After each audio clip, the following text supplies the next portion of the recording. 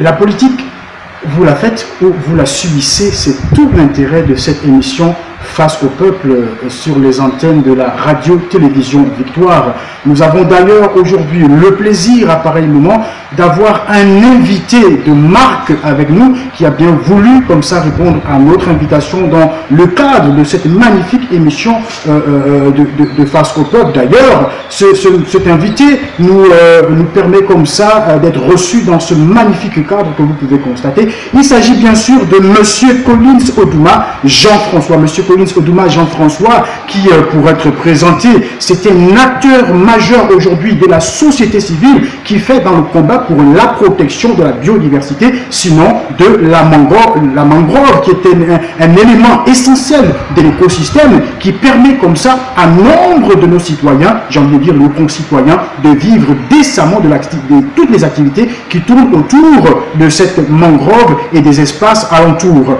Monsieur Collins Odouma, bonjour. Bonjour monsieur. Voilà, donc je le disais déjà, c'est un véritable plaisir pour nous de vous recevoir dans cette émission, mais aussi derrière, nous sommes très heureux de ce que vous ayez accepté comme ça de répondre à notre invitation et vous nous accueillez dans cette magnifique demeure qui est la vôtre. Donc voilà, c'est bien sûr l'émission Face au peuple. Face au peuple, c'est cette émission-là qui vous permet, en tant qu'acteur politique, acteur certainement aussi de la société civile autant pour moi, de vous exprimer, de dire ce que vous pressentez et quelles sont aussi vos velléités dans le domaine politique. Donc c'est un peu cela, Face au peuple, sur les antennes de la radio-télévision Victoire. Alors d'entrée de jeu, certainement, est-ce que dans la présentation que je viens de faire de vous, j'ai omis quelque chose? Oh, du tout. Vous avez presque tout dit. Sinon tout dit. D'accord, au plaisir. Je vous remercie pour l'invitation également. C'est pour moi un plaisir de vous recevoir dans ce cadre. Et déjà, j'invite les jeunes compatriotes à se câbler à votre chaîne et à vous suivre massivement. Merci Monsieur Collins pour cette invitation que vous lancez comme ça à ce que le nombre de téléspectateurs puissent rejoindre notre canal. Sinon, en radio, ce sont les 100.5 FM, mais à la télévision également, radio-télévision Victoire et sur nombre de nos plateformes numériques. Voilà. Monsieur Collins Badouma, j'ai envie de dire Monsieur Jean-François Collins Odouma, autant pour moi. D'entrée de jeu, vous êtes acteur de la société civile.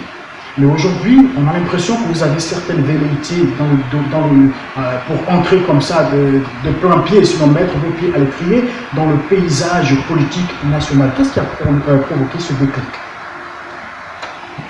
Qu'est-ce qui a provoqué ce déclic? Il faut dire que je n'ai pas choisi la politique. C'est la politique qui m'a choisi. Étant fils d'un homme politique, monsieur Nico Séraphin Collins, pour ne pas le citer, de femme. Que nous savions d'ailleurs, nous savions la mémoire. Merci. Très jeune, j'ai baigné dans ce milieu.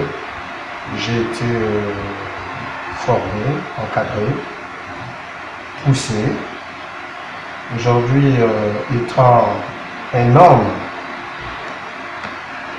citoyen majeur, père de famille, cadre d'administration, et également, comme vous l'avez dit, membre de la société civile avec à la clé une ONG en gestation. Il était pour moi tout à fait normal de franchir ce palier. Parce qu'entre le social et la politique, il n'y a qu'un pied. Et comme je l'ai dit, c'est la politique qui m'a choisi, je n'ai pas choisi la politique. Et je ne fais que suivre les traces de cet illustre homme qui a fait de moi l'homme que je suis aujourd'hui. Qui m'a d'ailleurs encouragé dans les batailles que je mène au niveau de l'environnement. Effectivement, comme je le disais déjà, nous saluons la mémoire de feu votre illustre papa. D'ailleurs, nous avons l'impression d'entrée de jeu qu'il a fait un très bon travail. C'est lui, bien sûr, qui vous a conduit dans ce domaine. Monsieur, pour revenir un peu, 2023 pointe du nez, année, j'ai envie de dire, grandeur nature électorale, parce qu'on risque d'assister non seulement à une élection présidentielle, mais aussi à une élection locale et aussi une élection législative, pour n'en citer que celle-ci.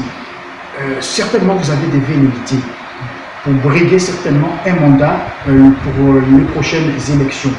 Dans quel domaine comptez-vous vous battre? Oui, j'ai effectivement des intentions politiques, vous l'avez dit. Et d'ailleurs, le mouvement, j'ai créé il y a déjà 7 mois un mouvement intitulé 2023, c'est maintenant. Vous pouvez suivre notamment ce mouvement sur ma page Facebook, ensemble avec Colin Sodoma, ou sur mon mur, JF Colin Sodoma, où effectivement je présente un certain nombre de projets, je fais un certain nombre de propositions à l'endroit de la jeunesse, parce que la jeunesse, c'est la clé pardon, de voûte même des élections dans notre pays. Étant acteur majeur, je me dis que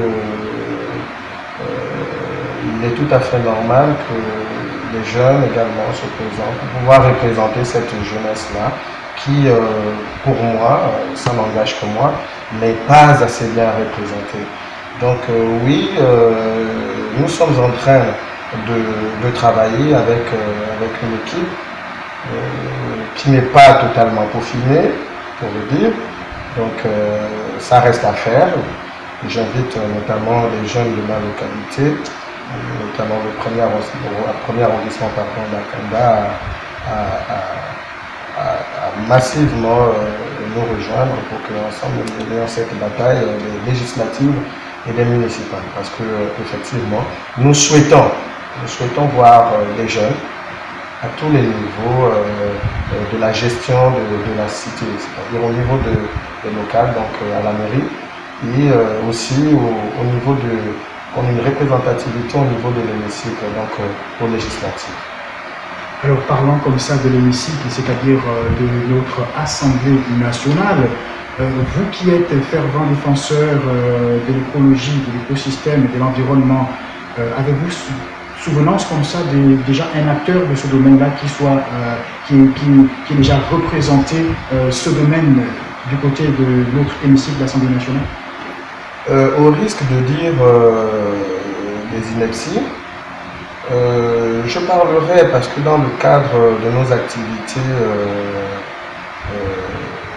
liées à la protection, à la préservation de la mangrove, parce que c'est mon domaine de prédilection. Effectivement. Parce que comme j'ai l'habitude de le dire, c'est cet espace qui a fait de nous, surtout moi, l'homme que je suis. Mais je suis né d'une mère ménagère, d'un père pêcheur. Moi-même, j'ai grandi dans ce domaine. Donc, j'ai fait de la pêche de crabe, de côté de mer, comme la plupart des jeunes d'ailleurs de mon époque. Et je suis heureux que d'autres jeunes après nous aient continué à suivre cette activité. Donc, les questions liées à la mangrove, effectivement, j'ai décidé d'en faire mon cheval de bataille. J'ai travaillé, comme je le disais tantôt, avec M. Awassi. M. Awassi, dans le cadre de mes activités, justement, on a travaillé avec M. Awassi, un jeune aussi, député, qui a montré beaucoup d'intérêt d'ailleurs à cette question-là, cette question de la mangrove. C'est vraiment quelqu'un qui, c'était une personnalité qui m'a vraiment inspiré lorsqu'il s'agissait de prendre ma décision. Parce qu'il faut dire que j'ai quand même tardé à me décider. J'ai tardé à me décider. J'entendais, il y avait des voix qui se levaient, il y avait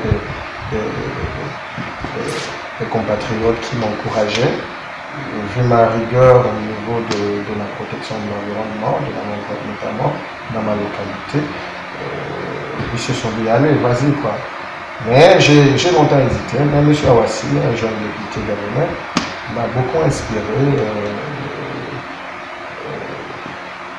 Donc, celui que je prendrais tout de suite d'entrée de jeu, c'est vraiment la figure de Pise, c'est la tour de Pise au niveau de l'Assemblée nationale en matière de préservation et de protection. D'accord. Alors, vous parlez comme ça d'un honorable député qui est déjà connu, M. Alexandre Awassi, que l'on sait aussi appartenir comme ça à la majorité présidentielle. Et j'ai envie de vous demander de manière claire, vous vous lancez en politique dans quel bord? Si ce n'est trahir le secret, bien sûr. Oh, il n'y a aucun secret de polichinelle, hein? Nous sommes en train de discuter.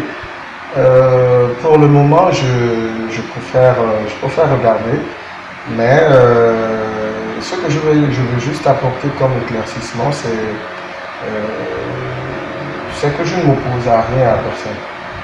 Il faut qu'on soit clair. Je suis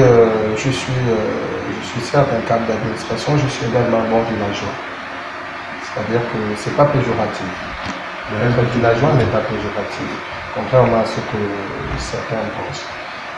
Ça veut dire que j'ai une certaine culture de village, j'ai marché avec les anciens et je continue d'ailleurs. Et au village, il n'y a pas d'opposition. Il y a ce qu'on appelle des propositions. Il y a un corps de garde où les hommes se réunissent, oui, les anciens, certainement.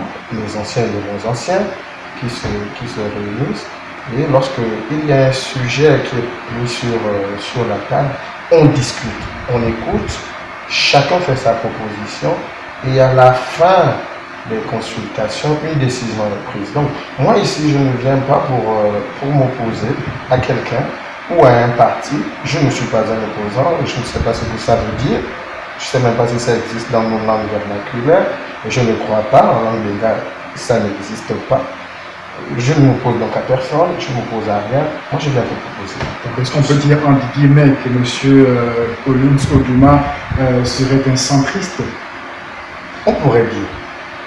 On pourrait. Alors, certainement, voilà un centriste. Alors, j'ai envie on a envie de savoir, et les téléspectateurs, sinon aussi les auditeurs qui regardent cette émission, ont envie comme ça de savoir, Monsieur Collins Odouma, Jean-François, à l'Assemblée nationale, député, comment allez-vous mener votre combat? Comment comptez-vous mener votre combat? Quand on sait que ce n'est pas toujours facile. Déjà, il faut avoir une vision claire. Et je l'ai. J'ai une vision assez claire. Je ne suis pas dispersé. C'est la première des choses. La deuxième, c'est la volonté. Il faut avoir de la volonté. Parce que rien n'est facile. Rien de grand dans ce monde ne s'est bâti, j'ai envie de dire, un claquement de doigts. Un claquement de doigts de manière aisée. Rien n'est aisé. Il faut avoir de la volonté.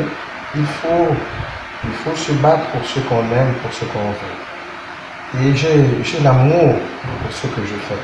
J'ai l'amour pour mon prochain, j'ai l'amour pour cet environnement, j'ai l'amour pour moi-même. Donc, ce sont les armes qui vont me servir, cette vision que j'ai, cette détermination qui m'anime, mais également cet amour que je porte pour mon prochain et pour l'environnement qui m'entoure. Je crois que ce sont les clés de ma réussite au niveau de l'hémicycle. Je compte bien évidemment sur le concours de mes pairs pour m'aider à mettre en place un certain nombre, sinon voter un certain nombre de projets, parce que moi je m'inscris dans la logique du chef de l'État. Je m'inscris vraiment, notamment en matière de préservation de l'environnement. Aujourd'hui, le chef de l'État, Ali Bongo Ondimba, et les jurys même de la préservation, de la protection de l'environnement. Pas seulement sur le plan continental, mais sur le plan mondial.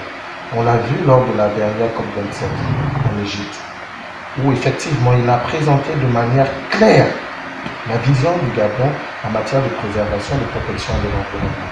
Donc, ce sont des éléments qui sont déjà là, qu'on ne va pas, parce qu'on ne va pas réinventer la roue. Elle est déjà là, ce sont des éléments sur lesquels on doit s'appuyer. On doit mettre de la volonté, on doit mettre de la pratique là-dessus et puis concrétiser. Parce que les populations n'attendent que ça.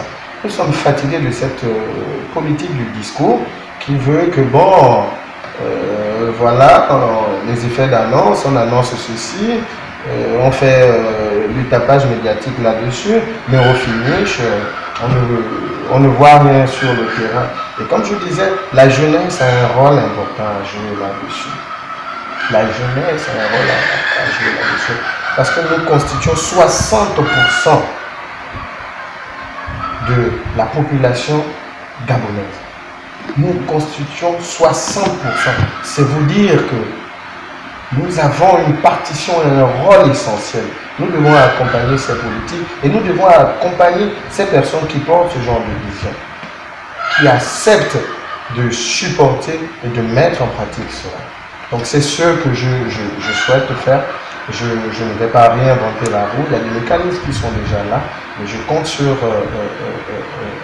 le concours, notamment de mes pairs, pour qu'ensemble on puisse mettre en place un certain nombre de projets autour de la protection et de la préservation de l'environnement. Alors, fidèles téléspectateurs de la radio-télévision Victoire, vous ne vous êtes surtout pas trompés, vous êtes dans le cadre de votre émission Face au peuple et nous avons avec nous un invité qui n'est autre que M. Collins Odouma, Jean-François, qui nous partage comme ça ses vérités mais aussi sa vision politique. Monsieur Odouma, sinon Collins Odouma, vous parliez tantôt du chef de l'État, le président de la République, Ali Bongo Ondimba, qui est un fervent défenseur de la cause environnementale. D'ailleurs, cela lui est reconnu même au-delà de nos frontières, j'ai envie de dire, partout à l'international. Quoique, on a quand même envie de se poser la question, certainement les téléspectateurs et les éditeurs de la radio-télévision Victoire ont envie de comprendre. Ali Bongo Ondimba, aujourd'hui, tout calcul fait, 13 ans de magistère, mais est-ce qu'on a vu une véritable évolution de la protection de l'environnement quand on sait que partout où on peut jeter quand même un coup d'œil, notre environnement est en train de prendre un coup, si ce n'est le grand combat qui mène à l'international, mais sur le plan national, hormis le crédit carbone, hormis la protection avec les parcs nationaux, mais au sein même des communautés, j'ai envie de dire, un peu dans le grand Libreville et peut-être au-delà, est-ce qu'on a un véritable impact de ce combat qui mène pour la protection de l'environnement? La question, vous faites bien de la poser.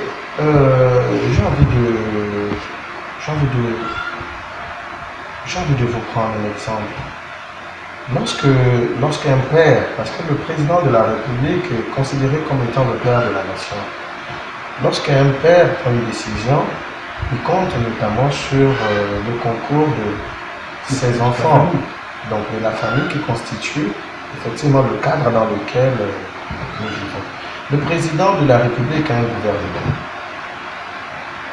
Le président prend des décisions, il veille à ce que les décisions qui ont été prises soient exécutées.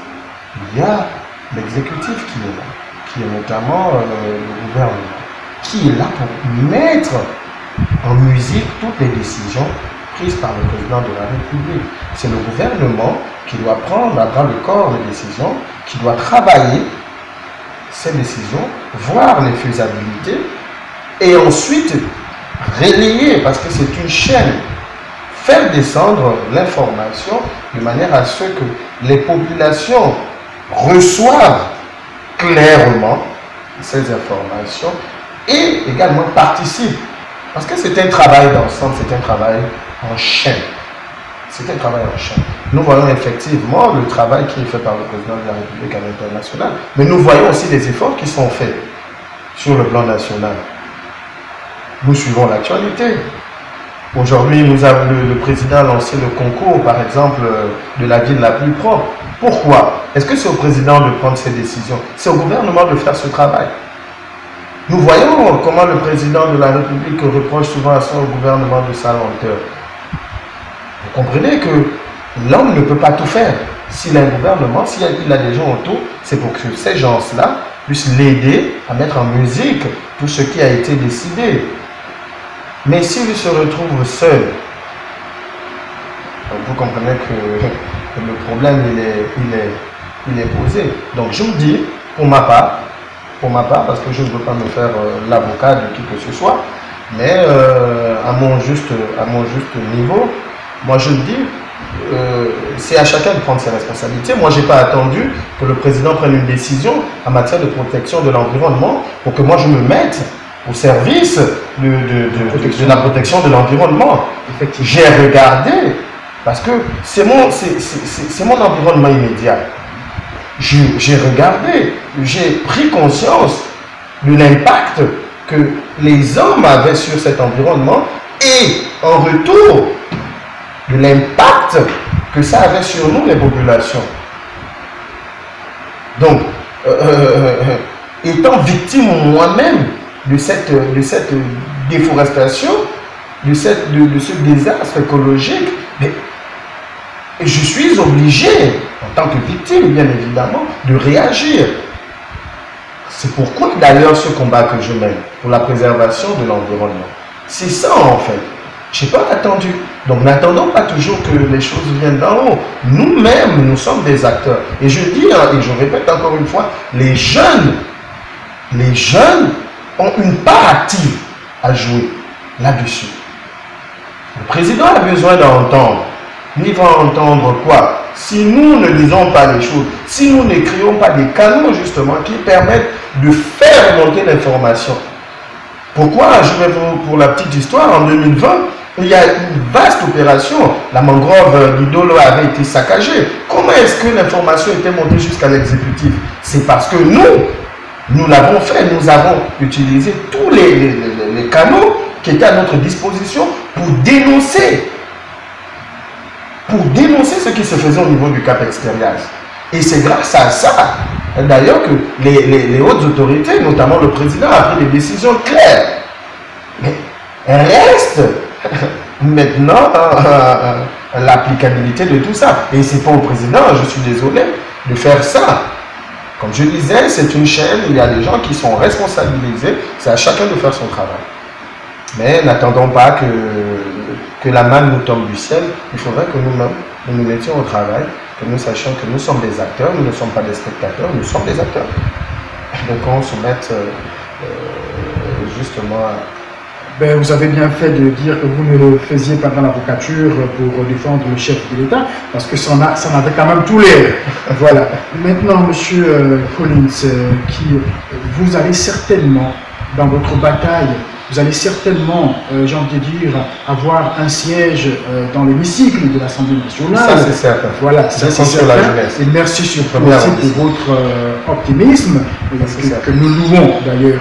J'ai envie de savoir, dans ce pays, nous avons une grosse épine dans le pied, qui n'est autre que la corruption.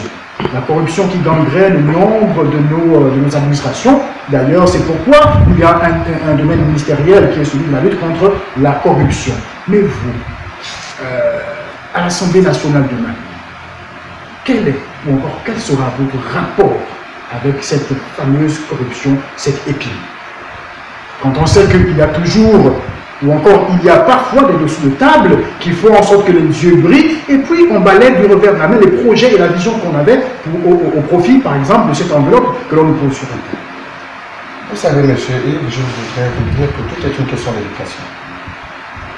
La corruption ramène à l'éducation. La corruption ramène aux valeurs. Quelles sont nos valeurs? Quelles sont nos valeurs? Quelle est l'éducation que j'ai reçue? Je vous assure que je n'ai nullement triché. J'ai fait un parcours normal. Ceux qui ont fait les mêmes classes que moi peuvent témoigner, ils verront cet élément, ils diront, ils jugeront. Et certainement vous aurez beaucoup de retours. Je n'ai pas triché. Je n'ai jamais triché. Je dis, je n'ai jamais triché. Je prends à témoin des personnes avec qui j'ai évolué. Pourquoi? Parce que j'ai reçu l'éducation d'une femme. Je vous ai dit, ma mère est ménagère. Aujourd'hui, elle est retraitée. Elle a fait son temps. Dieu merci, elle est vivante. Et jusqu'à présent, elle continue de le faire, de transmettre, de rappeler quelles sont les valeurs de base. Je ne suis pas incorrompu. Pourquoi j'accepterais? Mes valeurs m'interdisent de ce genre de pratique. Pourquoi je m'associerais? Pour faire quoi? Vous savez, en plus d'être un fervent défenseur de l'environnement, je suis un homme culturel. Vous verrez autour de cette maison, il y a beaucoup de symboles qui rapportent à la culture. Je suis très ancré dans la culture Benga, c'est la communauté à laquelle j'appartiens. Je suis très ancré. Et là-dedans, il y a des valeurs intrinsèques qui m'interdisent un certain nombre de choses. Je ne parle pas pour le reste. Je ne dis pas que d'autres ne sont pas au même niveau que moi, culturellement, ne sont pas aussi outillés ou assis. Et ce que je dis, c'est une question d'éducation. Mon père n'a jamais accepté que je sache, parce qu'on avait une relation vraiment très étroite. Et dans nos échanges, je n'ai jamais, et même dans son vécu, je n'ai jamais vu quelque chose qui tombe à cela. Et d'ailleurs, il n'a jamais accepté que ses enfants plongent dans ce genre de choses. Donc, vous comprenez très bien que, pour ma part, ce sont des comportements que je ne tolère pas, moi-même, personnellement, que je vais, parce que, comme on dit, chez nous, un seul doigt ne peut pas laver le visage. C'est ensemble, ce sont les 5 doigts. Les 5 doigts représentent l'ensemble des hommes et des femmes qui constituent le Parlement. C'est à nous de prendre des décisions qui vont être des décisions, et surtout, et là, je reviens encore à ce que je disais tout à l'heure, l'applicabilité des lois. Lorsqu'une loi est prise, il faut qu'on l'applique. Dur à l'aide, c'est de l'ex. C'est ça. Dur à la loi, c'est la loi. Dur à l'ex, c'est de l'ex. Alors, dur est la loi, mais la loi reste la loi. Voilà les mots de M. Collins Ouduma. D'ailleurs, des mots comme ça que nous saluons, parce que là, quand on sait que la question de la corruption est réelle dans nos administrations. D'ailleurs, il y a encore quelques temps, il y a le ministre de ce domaine-là qui frappait du poing sur la table, et nous saluons d'ailleurs les mots qui viennent de vous en parlant de l'éducation, qu'on a envie de penser que certainement c'est une question d'éducation entre guillemets. Monsieur Badouma, le temps qui nous est... Monsieur Odouma, autant pour moi, désolé, le temps qui nous a été imparti pour cette émission tire à sa fin. Et si vous donniez comme ça certainement un mot de pain, en guise aussi d'interpellation envers vos frères, cette jeunesse-là qui aujourd'hui est en proie aussi, et beaucoup en proie comme ça, au chômage, qui ne sait plus à quel sens se vouer, et quand on sait que chaque année, il y a nombre de jeunes qui sortent diplômés de nos grandes écoles et universités. Dans votre mot de fin, certainement aussi, vous allez devoir penser à cela, peut-être en guise de conseil. On prendra ça comme une question. Avant d'aller au mot de fin, on prendra ça comme une question parce que c'est une question importante. Je n'aimerais pas qu'on la survole. Je n'aimerais pas qu'on la survole. Si vous me permettez de l'évidemment. Je vous en prie. La question de l'employabilité dans notre pays, notamment des jeunes, est une question cruciale. Elle est cruciale. Parce qu'elle est déterminante. Elle nous donne un peu la vision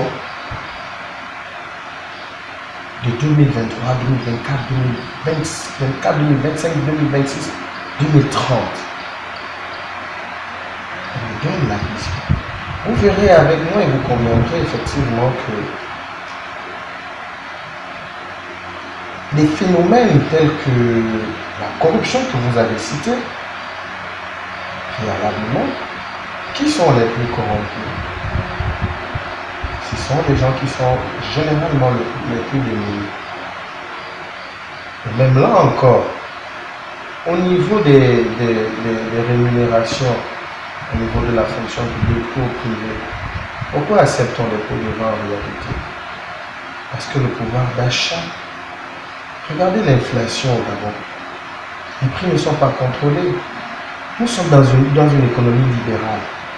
Ça veut dire quoi? Ça veut dire que le boutiquier du quartier, pour parler simplement, celui du quartier, il vend un stylo à 150. Vous allez dans un grand magasin, pour ne pas le citer, un magasin, un supermarché de la place, vous allez voir ce même stylo, cette même marque, à 300, 400, 500 francs. Le triple du boutiquier du quartier. Pourquoi? Là, la question nous renvoie encore aux missions du gouvernement. C'est au gouvernement de mettre en place des mécanismes. Et je dis, on ne va pas réinventer la roue. Le Gabon est un pays extraordinaire en matière de texte. Nous avons des très beaux textes. Mais qu'est-ce que nous en faisons réellement? Qu'est-ce qui manque pour que l'on fasse appliquer cela? Qu'est-ce qui manque? Vous voyez que si mon salaire ne me permet pas de pouvoir justement voir le 25 du mois prochain, je suis susceptible.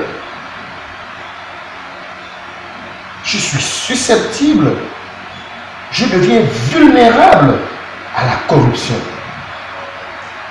Si je n'ai pas d'emploi, là aussi je suis vulnérable. Effectivement. Je suis vulnérable à tous les vices. L'alcool, la drogue, le sexe. C'est la raison pour laquelle vous verrez d'ailleurs plein de jeunes filles mères allant de 14 à 25 ans avec des enfants dont on ne connaît pas souvent les pères. Parce qu'à cela s'ajoute la délinquance. Ce sont des éléments liés au chômage, la ZVT, qui n'a pas d'activité. D'ailleurs, la mère des vices. Qui est la mère des vices. Merci. Vous comprenez que c'est une question essentielle. Je vous assure que nous sommes en terre vierge, comme pourrait le dire quelqu'un. Le Gabon est une terre vierge, c'est une terre d'opportunité. Il est temps qu'on lâche de l'Est, que l'on donne effectivement les moyens humains, matériels, financiers, pour que les jeunes se prennent en charge. Et éviter cette forme de, permettez-moi l'expression, de parrainage. Parce que on en voit, c'est une réalité chez nous. N'ayons pas peur, on parle de ça dans nos maisons. Lorsque nous sommes assis le soir autour, pour ceux qui en ont l'occasion, autour d'une table, en train de dîner, on en parle. Mais devant le grand public, on fait comme si, on fait fi, comme si ça n'existait pas. Arrêtons cette histoire de parrainage. Donnons l'opportunité. Si nous avons les moyens, donnons l'opportunité aux jeunes de pouvoir s'en sortir. Il y a des jeunes compétents. Effectivement, on voit des écoles, on voit l'université qui brassent comme ça. Chaque année, on voit un grand nombre d'étudiants sur le marché de l'emploi. Mais il n'y en a pas. Aujourd'hui, depuis des années, le chef de l'État parle de la diversification de l'économie. Quel est l'objectif?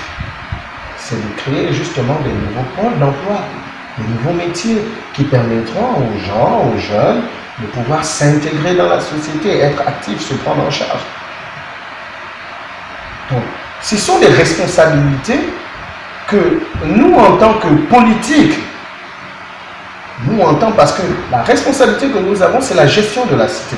Donc, en tant que politique, ce sont des questions essentielles, existentielles, que nous devons impérativement, parce que c'est ce que nous devons inscrire dans nos programmes, que nous devons impérativement prendre en compte. Moi, je l'ai dit, un seul doigt ne peut pas laver le visage, mais d'ici, je ferai le tour de la localité du 1er arrondissement d'Akanda, parce que c'est le siège que je brigue, notamment. Je ferai le tour de la localité, je m'entretiendrai avec les jeunes pour essayer de discuter et échanger autour de ces questions, voir quelles sont les faisabilités et voir comment matérialiser tout ça. Mais c'est ensemble que nous le ferons. Ce n'est pas moi. Un seul doigt, je le dis, ne peut pas laver le visage. C'est ensemble, c'est uni. Cette jeunesse unie, déterminée, engagée, consciente et consciencieuse qui fera en sorte que nous puissions relever les défis de demain. Donc, pour mon mot de fin, ce sera cela. Vraiment, c'est ensemble. Je souhaite que la jeunesse se mobilise très fortement, qu'il y ait des candidats jeunes un peu partout. N'ayez pas peur, c'est une invite. N'ayez pas peur. Ne défiez personne, ce n'est pas un défi. Mais si vous pensez que vous pouvez porter cette responsabilité-là, si vous pouvez porter ce challenge pour cette jeunesse qui est en perte de repère, en perte de vitesse, je vous invite à suivre le mouvement 2023, c'est maintenant. Dans chaque localité, présentez-vous.